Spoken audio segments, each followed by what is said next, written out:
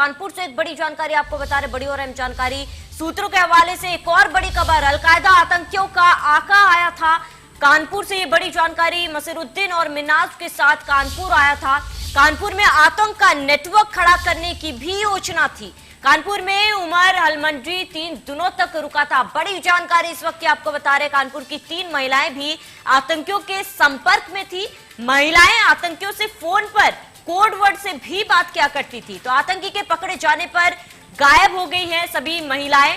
उमर अलमंडी कानपुर, लखनऊ, अयोध्या, वाराणसी भी गया था। बड़ी जानकारी इस वक्त की आपको बता रहे हैं। बड़ी और अहम जानकारी से आपको रूबरू करा दे तो लखनऊ में 2 आतंकी मिले थे। इससे जुड़े लगातार कई बड़े खुलासे हो रहे हैं। और अब फिलहाल बड़ी जानकारी कानपुर से, जहां पर अलकायदा आतंकियों का आका जो था वो कानपुर आया था। मसीरुद्दीन और मिन्हाज के साथ कानपुर आया था और देश के कई अन्य जगहों पर भी आया था। कानपुर में आतंक का नेटवर्क खड़ा करने की योजना थी। कानपुर में उमर अलमंडी 3 दिनों तक रुका था। इसके साथ ही 2 से 3 महिलाएं भी इन सब में शामिल थी। कोड वर्ड में आका से बात किया करती थी। हालांकि जब ये 2 आतंकी पकड़े गए हैं उसी दिन से महिलाएं जो है वो गायब है।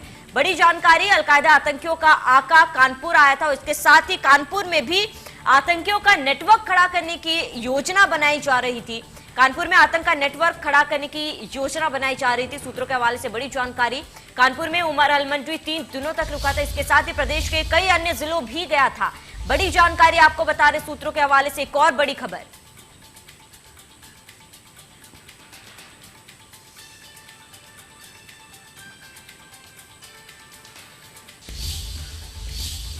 वही ज्यादा जानकारी के लिए संवाददाता सूरज भी कानपुर से हमारे साथ फिलहाल जुड़े हुए।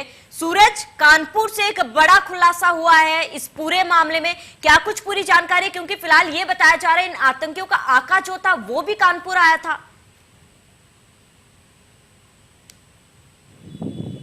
बिल्कुल श्रावणी, आपको बता दें जो एटीएस लगातार पूछताछ कर रही है उन 2 आतंकियों से, उससे ये भी निकल करके आया है कि उमर अलमंडी कानपुर भी आया था इन मिन्हाज और मसीरुद्दीन के साथ। ये कानपुर में लगातार 3 दिन रुका था। इसके साथ उन्होंने कानपुर में अलग अलग प्रतिष्ठानों, अलग अलग क्षेत्रों की रेकी भी की थी। उसी दौरान ये भी तय किया गया था कि जो आतंक का पूरा नेटवर्क है ये कानपुर से चलाया जाएगा। कानपुर के जो स्लम एरिया है वहां पर इन्होंने अपना अड्डा बनाने की कोशिश की थी। उसी को लेकर के ये पूरा खेल रचा गया था। वहीं आपको बता दें कि 3 महिलाओं के भी नाम निकल करके सामने आ रहे हैं जो इन आतंकियों के संपर्क में थी। हालांकि इन लोगों से मिन्हाज कोड वर्ड में बात किया करता था, जिसको एटीएस क्रैक करने की कोशिश कर रही है। हालांकि जब से वो पकड़े गए हैं वो तीनों महिलाएं अंडरग्राउंड हो गई हैं। किसी को उस बात की जानकारी नहीं है। वो तीनों महिलाएं स्लिम एरिया में रहती थी। वहीं पर उमर अलमंडी जब यूपी के कानपुर आया तो उसने अयोध्या, वाराणसी, लखनऊ ऐसे अन्य जिलों की रेकी भी की। उसी हिसाब से ये पूरा प्लान तैयार किया गया था। वहीं आपको बता दें जो अभी कश्मीर से इनका एक नेटवर्क जुड़ा है तौहाद और मूसा का, वो कहीं ना कहीं डायरेक्ट आतंकियों के संपर्क में थे। उनके संपर्क में मिन्हाज था। मिन्हाज के संपर्क में कानपुर के कुछ युवा थे जिनको ऑनलाइन के जरिए लगातार ट्रेस करके जिहाद का पाठ पढ़ाया जा रहा था। वो युवा भी ट्रेस किए जा रहे हैं कि कौन ऐसे युवा थे जो उसके डायरेक्ट नेटवर्क में थे, जो ऑनलाइन के जरिए उनको जिहाद का पाठ पढ़ाया जा रहा था। कानपुर से जो सबसे बड़ा चौंकाने वाला खुलासा निकल करके सूत्रों के हवाले से आया है कि महिलाएं भी इसमें शामिल थी। उन महिलाओं का इस्तेमाल करके मानव बम का प्रयोग किया जाना था, जो इनका एक षड्यंत्र था कि बैटरी रिक्शा के मार्फत से घनी आबादी में जा करके उसको ब्लास्ट कराना था। लेकिन एटीएस की कार्रवाई में उसको पूरा नस्तो नाबूद किया गया। ये खुलासा करके उनको अरेस्ट किया गया। अब इनके पूरे नेटवर्क का नक्शा सूरज, कहा जा रहा है आका उमर अलमंडी जो है वो अयोध्या और अन्य जिलों में भी गया था कानपुर के साथ साथ। बिल्कुल, जो सूचना निकल करके आई है सूत्रों के हवाले से, वो अयोध्या, वाराणसी और लखनऊ की रेकी लगातार की थी। इसके साथ साथ पश्चिमी यूपी के भी कई जिले थे जो इनके नेटवर्क के निशाने पर थे। हालांकि ये बताया जा रहा है कि 15 अगस्त से पहले यूपी के 6 जिले लगभग दहलाने की कोशिश की, जिसको यूपी एटीएस ने नाकाम कर दिया। अब लगातार यूपी एटीएस इस बात की जानकारी कर रही है कि इनके नेटवर्क में कितने लोग थे, कितने लोगों का नेक्सस चल रहा था और ये कहाँ अपने। सूरज बने रहे हमारे साथ तमाम जानकारी के लिए। इसी बीच खुरम निजामी हमारे साथ लगातार बने हुए। खुरम, कानपुर से भी एक बड़ा खुलासा हुआ है जिसमें अब ये भी बताया जा रहा है कि आतंकियों का आका जो था उमर अलमंडी वो कानपुर के साथ साथ अन्य जिलों में आए थे। इसके साथ ही कुछ महिलाएं भी हैं इस पूरे मामले में शामिल है। ऐसे में जाहिर सी बात है ये एक लंबा और बड़ा नेटवर्क होगा। क्या कुछ पूरी जानकारी, क्या लगता है कि आगे भी, क्योंकि लंबा नेटवर्क है, जाहिर सी बात है फ्यूचर प्लान्स भी होंगे, क्या आगे भी खतरे की घंटी लटक रही है फिलहाल भारत में?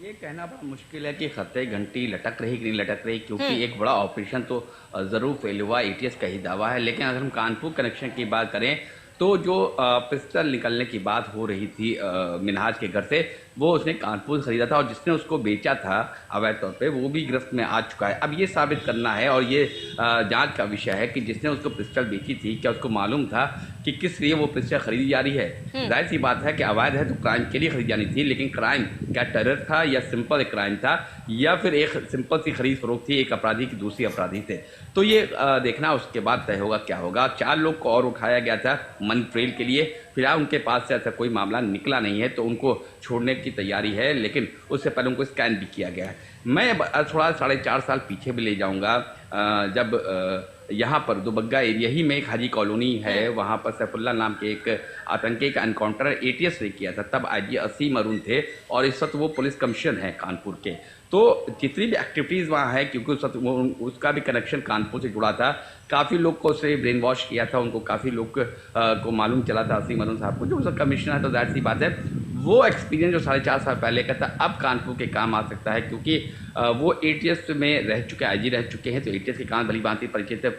तो दूसरी बात यह है कि कानपुर के जो स्लीपर सेल है, जो हो सकती है स्लीपर सेल या वो 4 औरतें जो फरार बताई जा रही हैं, उनको ट्रेस करने में असीम अरुण के जो एक्सपर्टाइज है वो काफ़ी काम आ सकती है। तो अब देखना यही है कि जो असीम अरुण जो पुलिस कमिश्नर है कानपुर के, जो कभी आईजी थे एटीएस के, उनका एक्सपर्टाइज कितनी काम आती है इस बात में कानपुर कनेक्शन को खंगालने में। बिल्कुल खुर्रम, तमाम जानकारी के लिए हमारे साथ जुड़ने के लिए आपका बहुत बहुत शुक्रिया।